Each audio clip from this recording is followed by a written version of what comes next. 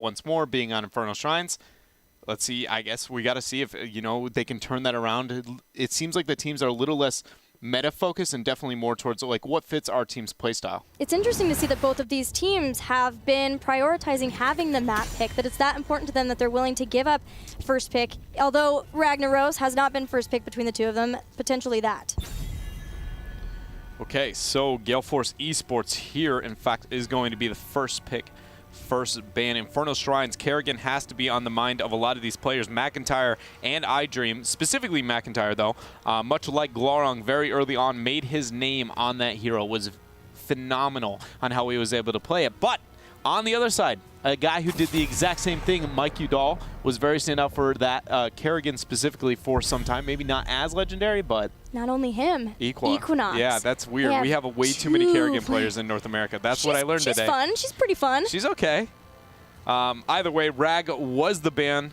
Beastup now have to consider, are they going to let her through? If they let her through, then we can assume that there is something that is so important to them and that they feel like they can deal with Equinox or Michael Udall Kerrigan. I don't know which one would be scarier. I almost think Equinox. I think I would agree.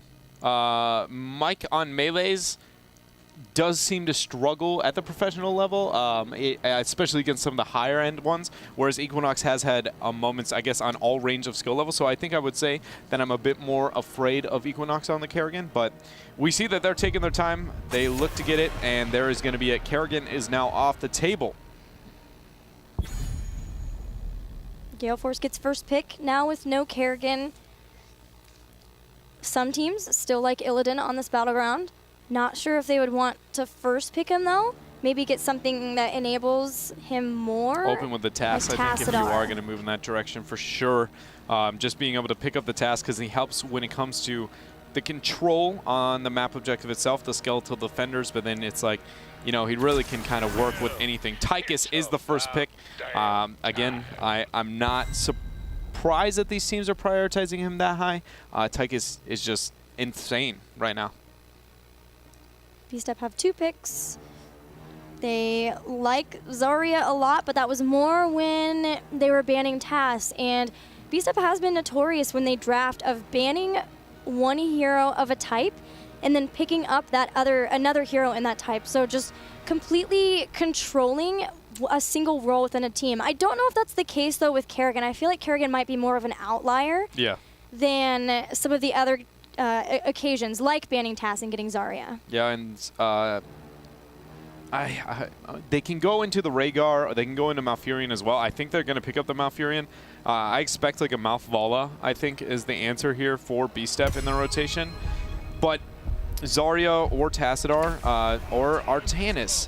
The reason I was avoiding Artanis, even though he's made it this far through, personally, outside of the swap and he's just raw skirmishing, he does nothing for the map objective, and that is something I always look for before, the objective strength that a hero can really kind of provide.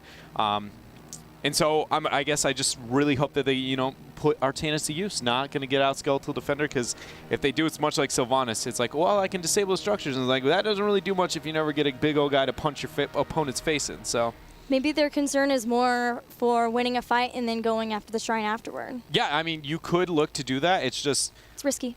It's risky. When you're leading, that strategy is the bomb.com. When you aren't winning, you proceed to go like, wow, it'd be really cool if we could like throw some spells at that Skeletal Defender and get that guy for us.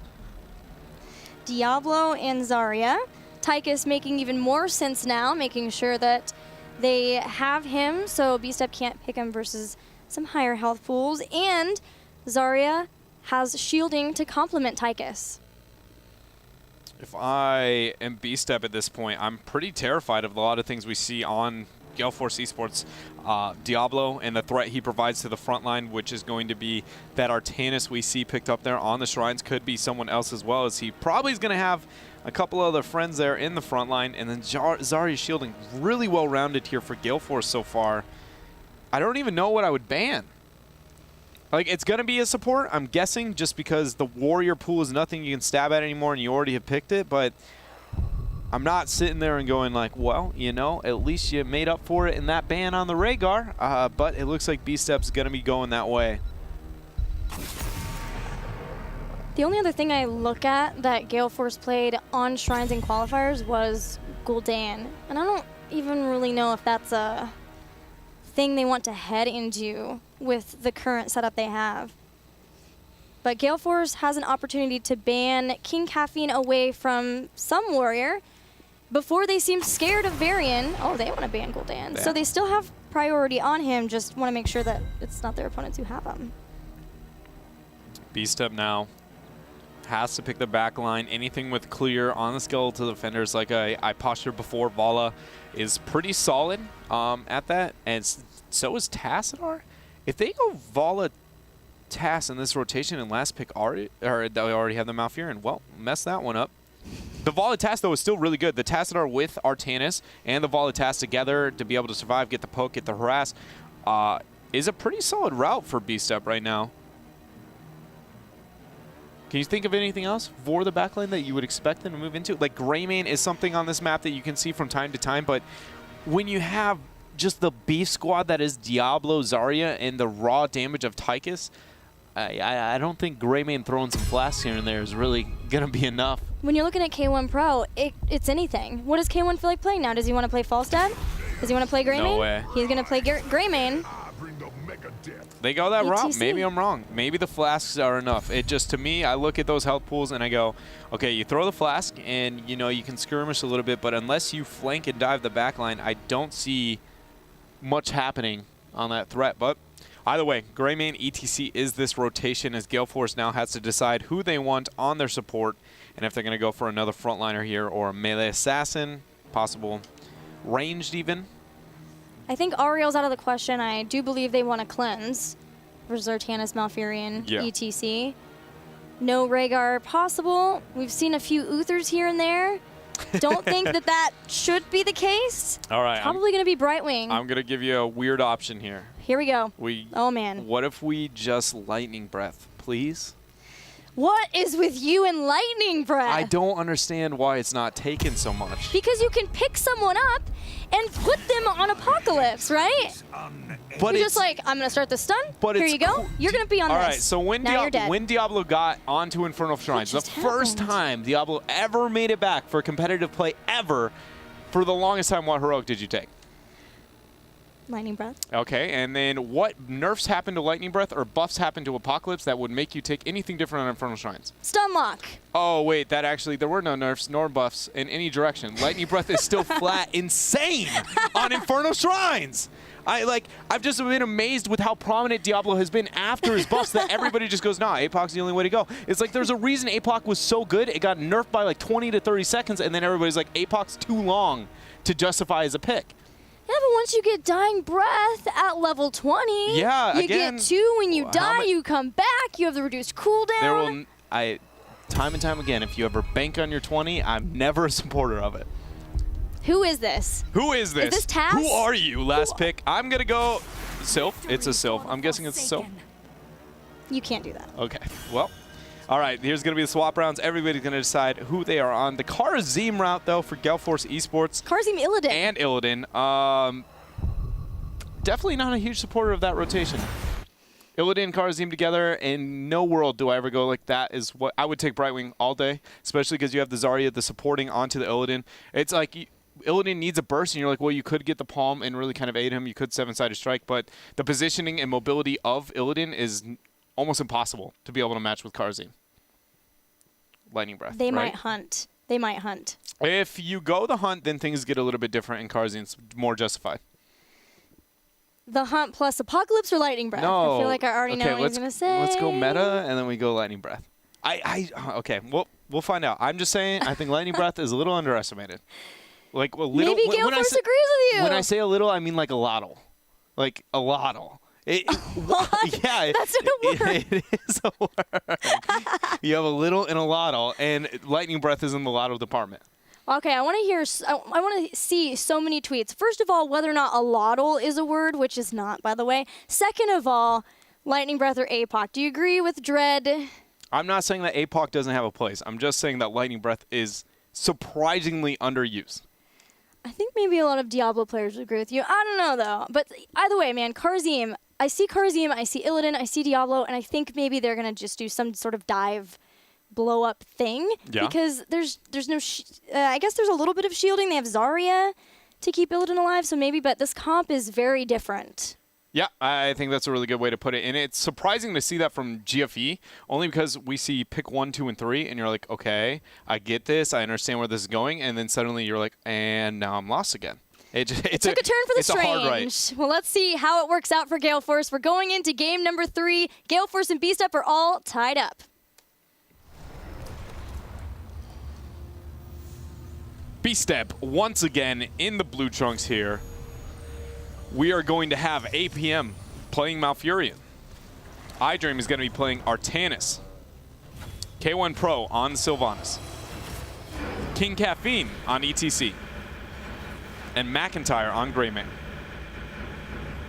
Living true to their name, Beastup all day, all night.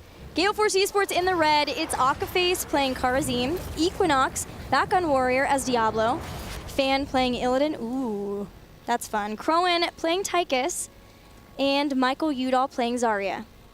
If you guys want a little competitive Heroes of the Storm in North America history lesson and juicy drama, Fan really made his name as an Illidan player with 3 members from Beastup. He legitimately took off with iDream and having K1 Pro and King Caffeine. That was when you feared Fan on the Illidan, and ever since then, things have gone well for all these players. Maybe not for Michael Udall. Yeah, maybe not. He got a little rambunctious there with his shielding, but he's just fine. He will be able to back out. Let's talk about keys to the series. What do Gale Force Esports need to do to be able to close out this series? They've already won 1 game. Maps where their playstyles excel. Makes sense. They picked Brax's Holdout last game, and it went especially well for them. And when we talked about style, it's not even the style that we were referencing when we made this. We thought they'd still be going into the global compositions, but they've been adapting quite nicely by bringing in Equinox, playing a lot more to the meta. Yeah, they have. They've done a very good job, and so far things are working out for, I feel like, almost both teams. Even the series is 1-1, but game 1 looks very, kind of insane from both sides. Gale Force had very quick control over the draft in the last game, but now this one, both sides kind of, took a strange step here with the Artanis, the Greymane rotation. Gale Force, though, is going to get a free pick on McIntyre there as he is caught out the root power slide, but it's going to be a 4 versus 2, not going to matter. It feels to me, though, with this draft and the fact that Beastup have Sylvanas, that they can't do what they were doing in the other games, which is, we'll just take it easy on the first objectives. They want to get every early objective so they can start snowballing a lead with Sylvanas, but losing somebody right as the objective start is not the best way to start off. Yeah, that's usually the last thing you want on your list when you see that number hit 0 there in the objective spawn. We see the swap attempt there coming up from iDream, not going to land. 21 skeletal defenders here. Level 4 Talontiers now just able to be picked up here for GFE, but they're so far ahead in these skeletal defenders. There's no way Beastup's going to do anything about it. So much so, K1 Pro just, split pushes in that bottom lane there as APM and McIntyre will join him. So they'll pick up towers, which will, they hope, I guess, even out whatever damage is done with the Punisher. It just depends how much Gale Force Esports does with the Punisher. It is an arcane Punisher, which is a scary one positionally. iDream moving way up. He's going to ensure that Illidan is not pushing by himself. Punisher leaped and baited over the wall. Gonna get cleared up here. So the teams did trade pretty close to even on the structures. Experience slightly for GFE here as they do make that transition up to iDream in the top lane. Fan and iDream, maybe a little Beastup. No, that would be the dream. They actually like to Beastup against one another, and I was hoping that I was really hoping that we would see one, but sadly the bait wasn't real. Grizzlebees, I think a lot of us feel the same way when we're watching these teams all playing HGC about their fantasy teams. And Beastup did the right thing, right? They took out towers in the bottom. Gale Force got towers in the mid, so experience is still dead even. Gale Force only has the 1 kill. So again, like in the other games these two have played against each other, it's been a fairly passive start, which we expect will blow up very soon. Yeah. It's going to be, you know, just kind of dance around, throw out the spells. K1 Pro's actually going to get pinned there and eliminated. Equinox confirming the second kill here over Beastup. Very well done. Always being in the right place, pinning people against the wall. But yeah, that is kind of how it's gone. There's been a pick here and a pick here for Gale Force. And then Beastup really just kind of hopes that by the time 10s hit, they have the opportunity to catch up and focus on those team fights that they feel like they have the ability to outplay GFE. But if they get too far behind in experience, it's going to be a problem. And Equinox has constantly had everybody from Beastup's number. You've been watching there, knowing that eventually King Caffeine will move down and he can slow him down, stall him out, make sure that Gale Force can all get away from the damage they were putting down. Yeah, now we do see K1 Pro picking up the Shaman camp here, and Gale Force Esports is sending some of its members to get theirs, but because the map objective is spawned in the top lane, probably not going to get value here for these teams. It's all going to come down to the Skeletal Defenders, which is going to be quickly started for GFE. The moment it spawns a slow transition for Beastup, much like we saw during the first phase. We'll see if it ends in a Punisher in their favor as well. It's not so far that Beastup have to immediately try to look for a kill, but iDream throws out, trying to swap someone into his team, and it doesn't hit. Not yet, anyways. We're yet to really see a huge swap from anybody on the Artanis that has been banned out the few times we've gotten to see it here. But the 17-12, Beastup has managed to zone the rest of Gale Force out for now as they move through that chokehold. Fan going in, Akka and Equinox. Dream once again getting that dash forward. The Skeletal Defender still slightly in favor of GFE. Beastup looks like this is their moment. They want to aggress. Equinox goes in, same with Fan. This is going to be a close one. I anticipate the swaps will go a lot better once Graviton Vortex comes in, but that was still a great pull-in for Akaphase, but he's on Karazim. He can Radiant Dash back to his teammates. The longer this goes on, Beastup has to be careful. It's 35 down. They're going in now. A big power slide onto 3 members of Gale Force Esports, but they don't get any kills. Now they're stuck in a position where the Punisher has come out. iDream goes down, and King Caffeine is going to as well. Yeah, King Caffeine's going to end up falling here. After that pick and the front wall, this should be 10 here for Gale Force Esports, and Beastup is nowhere near level 10. 5 kills to 0. This is going to be a huge push here for Gale Force.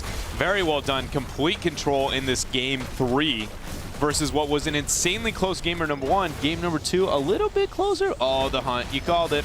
There it is. APM, where are you going to go? Yeah. Equinox throws APM away from Fan, but they'll still pick up the kill. And that's what I'm talking about, man. The dive from Akaphase and Fan. It took Akaphase slightly longer to show up than Fan. He had an unfair advantage. He had the hunt, but still that they can eliminate somebody very quickly like that. And like that? Like that too. Wow. iDream seems like he's going to be next. Good swap there from Equinox. The Punisher leaps. Cap is relatively low. Nobody has... The fact that nobody on the side of Beastup is looking to secure this 10 is only forfeiting this keep. With those heroics used, it only makes it a bit worse here. 7-sided strike's been popped. The keep sitting at 75% HP. Trickle down is not going to be available for a while here for Beastup, but Gale Force backs out instead. Gale Force has had just a ridiculous amount of control here. Beastup really, it doesn't seem like they totally understand how to be able to deal with these situations. And Caff addressed that, right? He brought it up in the little interview piece that we had on him about cleaning up the early game, but they have not been able to do so, which is, I find kind of strange because Cloud9 was known so well for being a dominant early game and a weak back half of the game, whereas now it's the exact opposite. Well, they just feel slow. They're slower on rotations to mercenary camps, to lanes, consistently, to objectives than Gale Force Esports. Yeah. They show up late. They need to get a fight, and for whatever reason, they also can't get the fight they need, whether it's things not landing, like swaps or drags, but that's what they need if they're going to play behind like that, right? It's very interesting to see from Beastup. Oh, there's going to be the huge swap, though, onto Akka. The Artanis is going to pop his suppression bolts here. Nothing's really going to come of it yet, but that was the first time we really kind of got to experience a bit of the swaps. Here we see the Shaman Camp Fan is up there as well. He does have the hunt available, so if anybody shows in the side lanes, we might see him punished, and he has pretty solid 1v1 skirmishing potential with that spell as well. Sylvanas is cleaning up the mercenary camp in top. In bottom is where the next shrine will activate in a few seconds, and looking at the experience bars, it's the same situation we have seen in the series over and over again. Gale Force Esports are ahead in talent tiers as the objective starts. Beastup are a long way away from 13, so they've got Sylvanas in top. Do they just counter push? They have everybody there? Yeah, it looks like that's what they're going to do. Yeah, that is the decision. Probably the safest one here. Wait till they get the 13. These Punishers don't do too much. Send Fan to solo the rest of this. Everybody else push on bottom and make some relatively big plays. Beastup actually could force with the Sylvanas GFE to respond to them rather than the other way around. The Punisher doesn't siege that well, and you could threaten onto the keep, but they are so slow here in getting that damage output because all 5 members are not there that no longer is that going to be an option. That was very good by Beastup, or Gale Force Esports, to respond in kind by leaving one person on the shrine and letting everybody else push down the fort. They were closer to the fort, they took it down, they've even gotten a tower and almost the gate. So somebody can follow in potentially whenever this Punisher leaps in. Yeah, and they got the sidewall and gate down, so this is going to be kill potential here as they go in very aggressive already onto iDream. He's going to burn his blind, but 7-sided strike is just going to absolutely delete him. Hunt is coming off cooldown in 3 seconds. I bet APM with no ice block might be the next target here. We're about to find out. Leap does go into play. Fan just dashing onto the back line, and it's going to be baited to mid. That buys Beastup some time, but time for what? They still don't have 13, and Gale Force are knocking on 16's door. Yeah, I'm trying to find an answer. This overpower, Shadow Charge overpower and a 7-sided strike, body blocks, is a nightmare for Artanis too. Yeah, it is very You see, difficult. he was trying to get back. He was like, no, guys, I just want to get back to my team. No. It's again one of those scenarios where, like,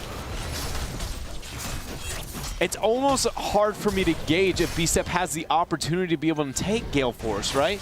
Just, they're so far behind so fast that it's just like, they're always fighting the uphill battle, right? Like, even now, this is their moment. 13 into 15. Gale Force is going to dance around, try and get the 16. Like, they aren't forcing these fights, so everyone they get, they're so far behind that I almost don't even feel like I can accurately judge the effect that they're going to have. Like, they would rather go to bottom, get this camp over here, rather than considering the 4 members that have shown themselves on mid. Yeah, Gale Force obviously are going to know that that camp was getting taken and are fine with it. They can defend a camp versus a fort in mid to make sure they have 16 for the better fight, which they have now. Yeah, 16 is going to make Gale Force looking very eager to start one of these fights. Swap attempt is not going to be successful. Equinox going to flip. There's going to be the pin. Akapace not using 7-sided strike quite yet. Shaman Camp's going to be picked up here, and Gale Force now sets their sights onto the top keep of Beastup. There's going to be the Odin. Odin's dropped down. Beastup cautiously trying to defend. Good dodge there coming out from Groen. Yeah, Swap almost helped the team out. Power slide, mosh pit goes down, suppression pulls. Gale Force Esports trying to get back out as they can. A lot of people blinded. Beautiful Graviton Vortex swap. Crowan and more members drop down. Beastup takes down 2, going after Michael Udall. McIntyre in the back, turning around to take out Zarya. Michael Udall knows his life is forfeit. Maybe he can take down the keep with them. No, the keep barely stays alive. I have seen more 16 tier into 15 fights be lost by the 16 team today than I ever have in my entire life. That was, don't get me wrong, huge swap to be able to enable that play to get it started off, but somehow quickly everybody got deleted, go for the throw, got its reset, and Gale Force Esports is deleted here. And we're now, I just spent that entire time going, how do they get a comeback? And apparently it's just fight without 16. That fight without 16 was in fact the answer. 16 is going to be achieved. Punisher will be in Beastup's favor here in a matter of seconds. And with that Sylvanas, they finally can open up this map. This Beastup might have this. Double silence helped a lot too. The fact that they Beastup have the librarian combo, make sure that those don't stack on top of each other. That's silence for a long time where you can't use abilities to get back and away after a swap happens. The synergy is there for Beastup. They have 16. They have caught up. The bottom lane is a little bit of a problem. Yeah, and McIntyre is going to go back, so that makes this a little bit less deadly for Gale Force. Yeah, those are pretty scary here, so they won't lose too much damage. The bait over the wall, the blind, you try and reduce the amount of damage there. Again, it's a very, very short cooldown here, but the keep front wall has half fallen down, and Equinox is trying to engage knowing that McIntyre is not here yet. The hunt's going to happen. Beautiful cleanser coming out from APM to be able to get the peel. Maybe a route to help with this disengage, but McIntyre's here finally. And Beastup is going to try and turn it around. Swap, not going to land. Power slide and swap used. Now Beastup can maybe pull Gale Force back even further until both of those are back off of cooldown.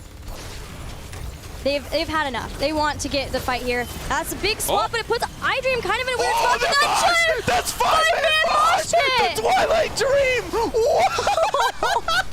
Oh my gosh! They got deleted.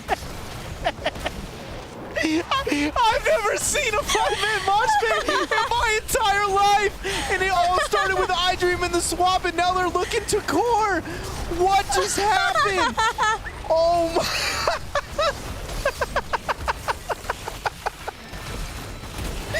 This is a 5-man mosh pit!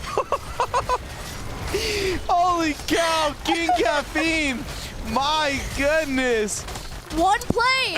Actually, two plays. 2 plays. Winning a fight at 15 versus 16. And if you can land the money mosh. It turns out you can win the video game if you cripple your entire opponent's team for 4 seconds straight.